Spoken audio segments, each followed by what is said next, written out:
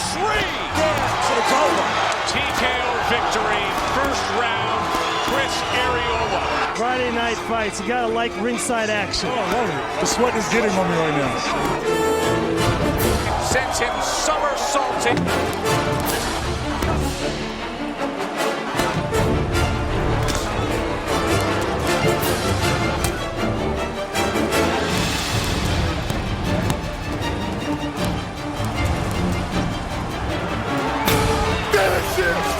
Danger. It came, it struck, and it knocked him out. Oh, boy. He is down and down hard. Oh, what a shot! Spaghetti leg! Hello. Danny Williams with a crushing blow. 2 massive thuds. The leather of the right hand and the back of the head. Big left hand. Ain't pretty no more.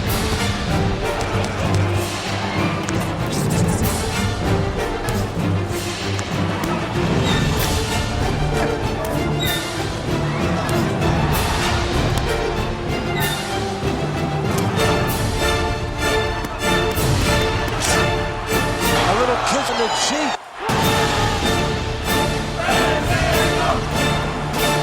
Big swing to the bell.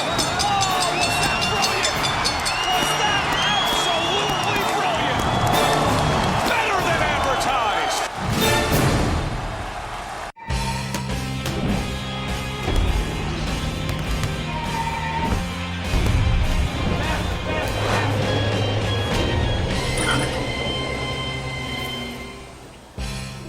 Welcome to Friday Night Fights Best Knockouts. I'm Joe Tessitore. The beauty of watching boxing is anticipating the unexpected. A knockout is often the ultimate unexpected. It's a time bomb waiting to explode in the middle of a chess match. Through the years, Friday Night Fights has been filled with these moments when one man's power, speed, skill breaks another man's will. Our first best knockout came in a fight between 2 recent titleists. Teddy Atlas and I had the call of Kendall Holt and Julio Diaz.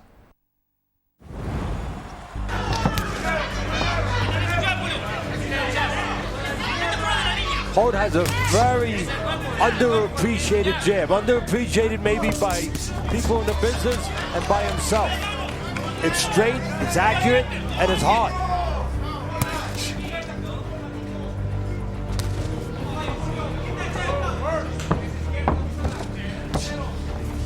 You can see Diaz looking for the right key to the door.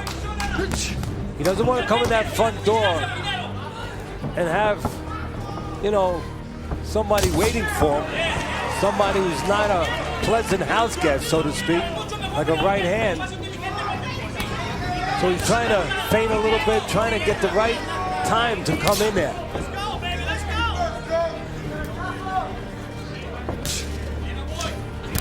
There's a lead right hand off the mark from Holt. Diaz has to watch when he jabs to the body. Again, he tilts forward a little bit, reaches in. That's an opportunity for a right hand. See, that was smart of Diaz. He waited. Oh, and a left hook. Left hook. Punched down Diaz. He went down hard. A lot of time left. It's an eternity. It's over. Shaky legs ends it. Big shot from Kendall Holt.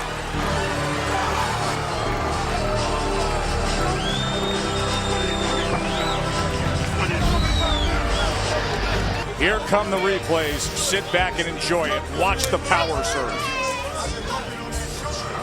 Downstairs and upstairs, just like they write it up on the chalkboard or they draw it up. Left hook downstairs, and he never saw the left hook upstairs. Watch again. Holt downstairs, upstairs, and you can see the eyes if you look at that replay. If you look at that replay, again, there's Brandon Jacobs, the running back, the manager, the running back of the New York Giants, and the manager of Kendall Holt. Watch again, watch the eyes of Diaz. Watch, the left hook comes downstairs. His eyes are downstairs, and he never judged to upstairs, and he never sees that left hook crash on his chin. And how about the way Kendall Holt just walked to the neutral corner, seemingly knowing the fight was over. Kendall Holt's knockout put him back in the mix among contenders, but for most boxers, fighting for big money and belts isn't realistic. They fight because that's what they do. It's who they are. And every so often, those undercard hopefuls get a chance to show their stuff. Such was the case when Jenks Trotter, an unknown 29-year-old with just 4 wins, took on Arturo Crespin. It's our next best KO.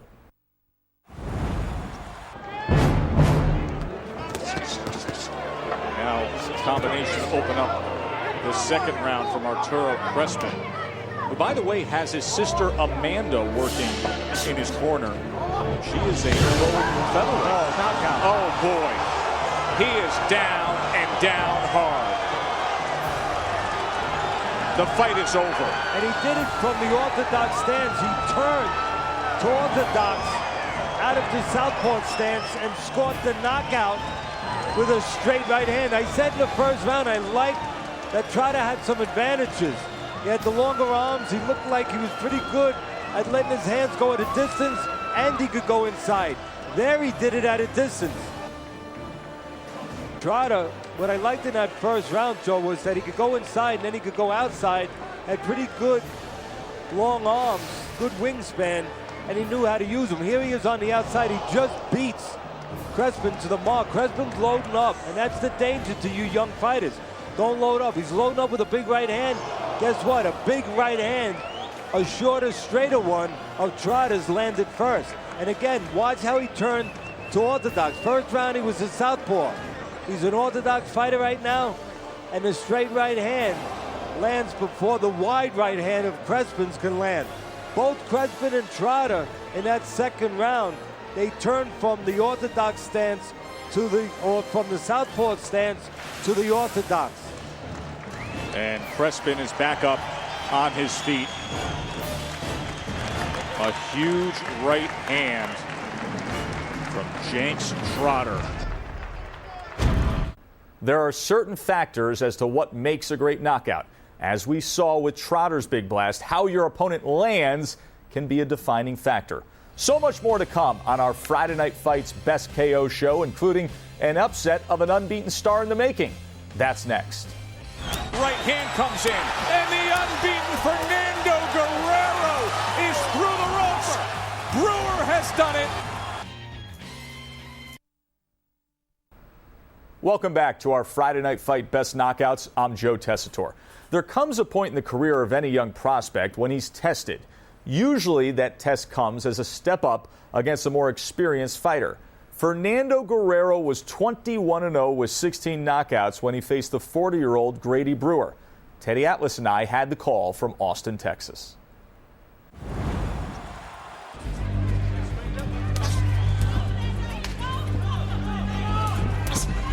Round number 4 here in Austin as Fernando Guerrero looks to keep some momentum here.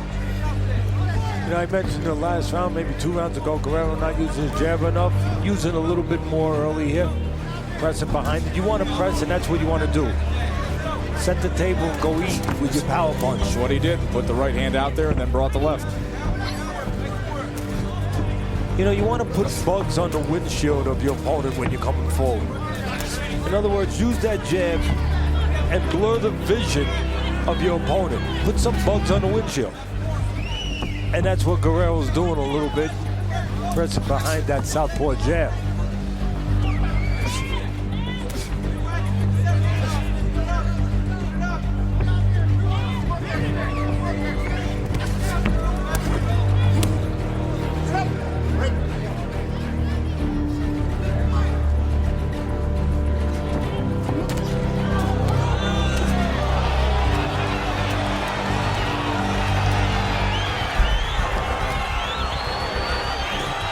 And Brewer with an attack. A right hand comes in. A sweeping right hand.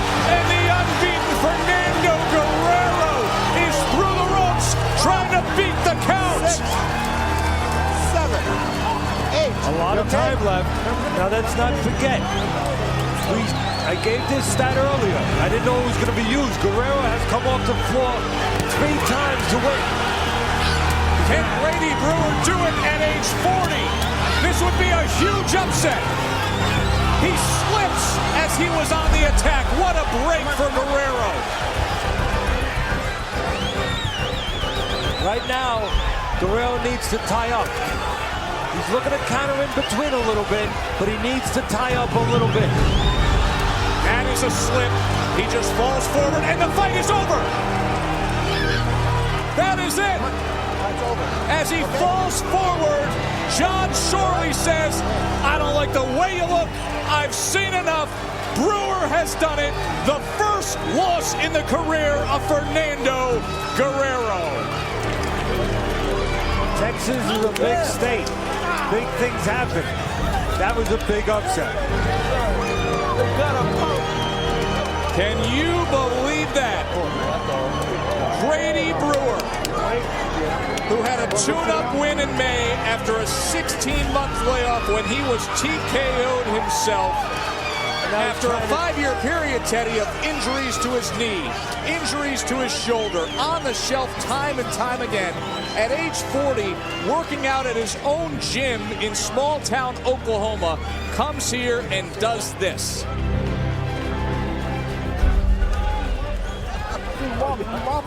Let's go back and look at that first exchange. The big right hand started it.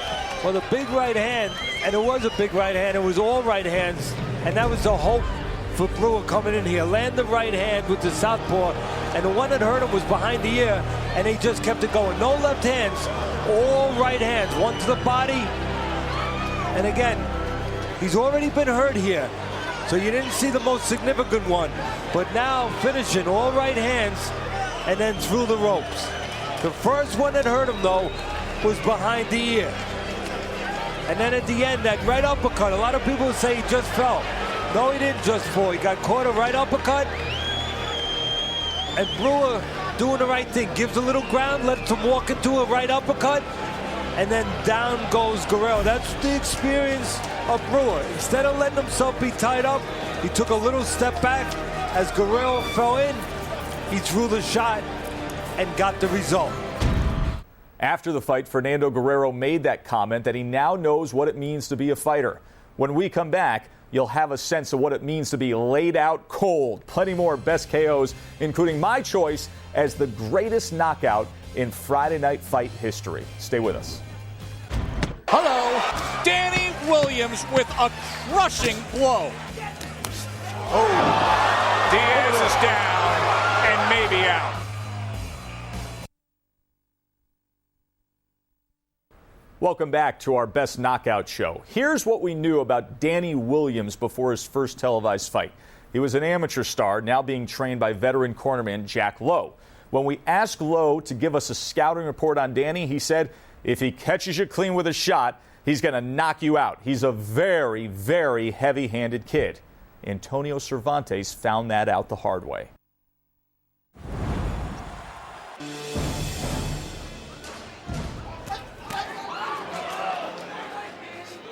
Danny Williams is hoping that it is a good place to make his Metro St. Louis homecoming, as he's an 18-1 lightweight prospect who went away to Youngstown, Ohio, said it helped him change his ways, just simply being separated from some of the people back home. Got himself into trouble, went away, served time from 06 to 08, and now a promising prospect. But Joe, before you start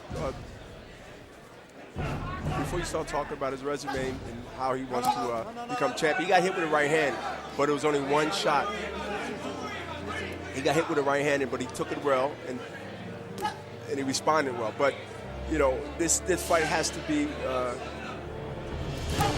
little bit bold. Hello. Boy, did he like that.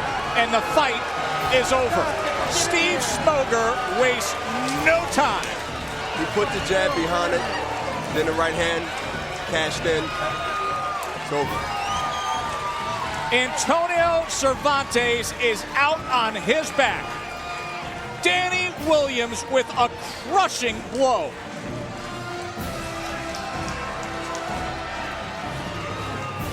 Dr. Caldwell and Hart are taking this slow for Cervantes step by step. They sit him up.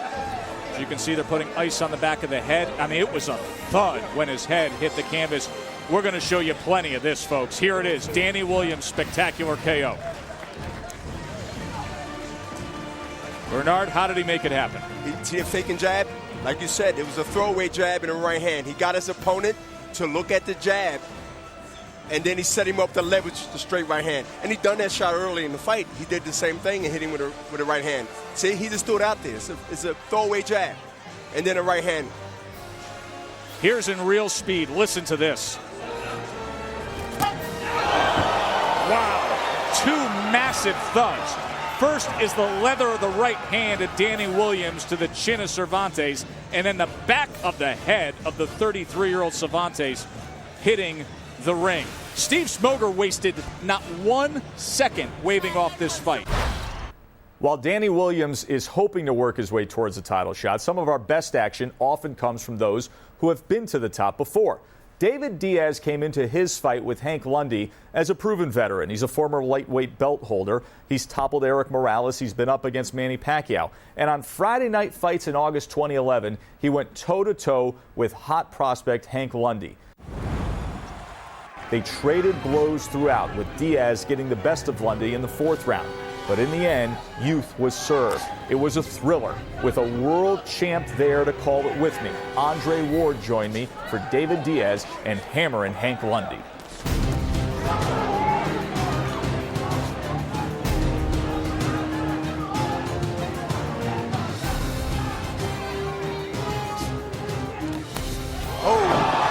Diaz is down and maybe out. It is over. A 6th round knockout by hammering Hank Lundy. And he brought the hammer every which way. Just an all-action war comes to an end with a thud.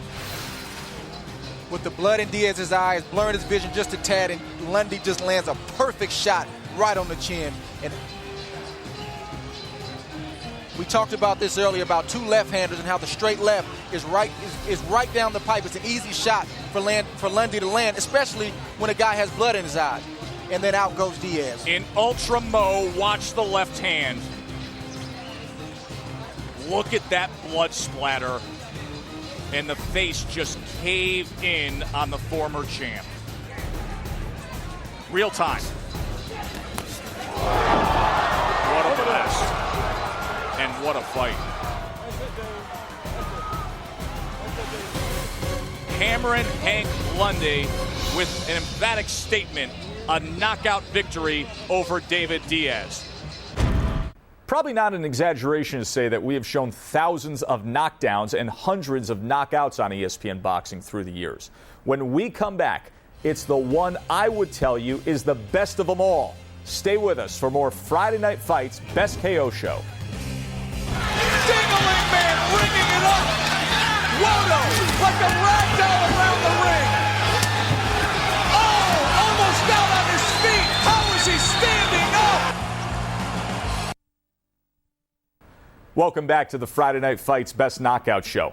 Hard to say just what makes a perfect knockout. You got power and precision, those are key, as is speed and impact. But there's also something about the intense thud, the unexpected fury, the pure viper-like strike, and especially the crumbling of the victim. To me, one knockout we broadcast had it all. It came in 2007 at the end of a back-and-forth battle between Darnell the Dingling Man Wilson and Emmanuel Nwodo.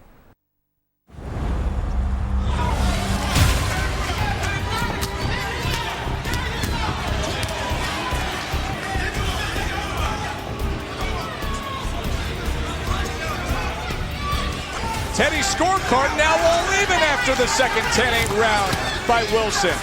Boy, has this fight had ebbs and flows, a roller coaster ride. Wilson up, Nwodo down, then Nwodo comes up in the middle.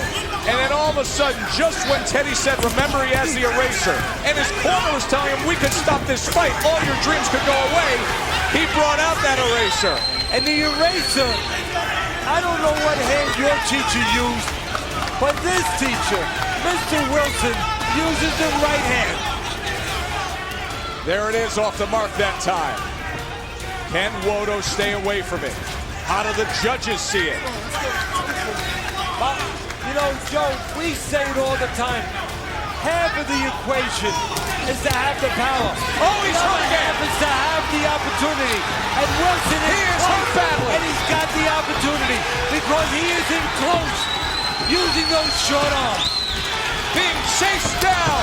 Ding-a-ling man ringing it up. Wodo like a rag doll around the ring. Oh, almost down on his feet. How is he standing up? Look at this. A right hand from Wilson. David Fields giving a look. His balance is horrible. This is where Fields must look, in the corner of Wodo must be looking. That is part of their job. Wodo, feet crossed. Oh, a left hook like you cannot believe. Oh my. Oh my. This fight is over. No need for words.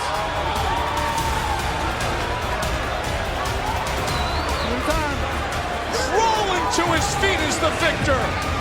Darnell Wilson. What a fight. What a fight.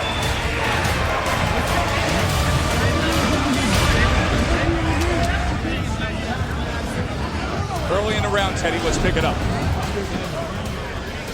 Well, the right hand is what did the damage earlier. And you could see he's allowed to get close. The right hand starts the damage. A left hook continues Wodo flying around the ring, showing great heart, hurt, but trying to stay on his feet. Here is the end. A missed right hand, but not a missed left hook. To our young fighters out there, the value of following up on a miss. The old timers would say finish with the left hook. Wilson finished with a left hook. Listen to this.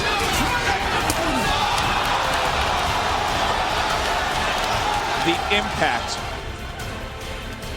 As much power as a 200-pound man can generate, and the destructive result, his legs buckled underneath the weight of his body. Here's real time. Listen again. It is in the clubhouse as knockout of the year, leading the way by far. Time and time again, some of the most exciting fights you've seen in this division have come from this man. Darnell Wilson's left hook would land him many honors for knockout of the year. Here we are years later, and in my mind, it hasn't been topped. Hope you enjoyed our best knockouts from Friday Night Fights. I'm Joe Tessitore.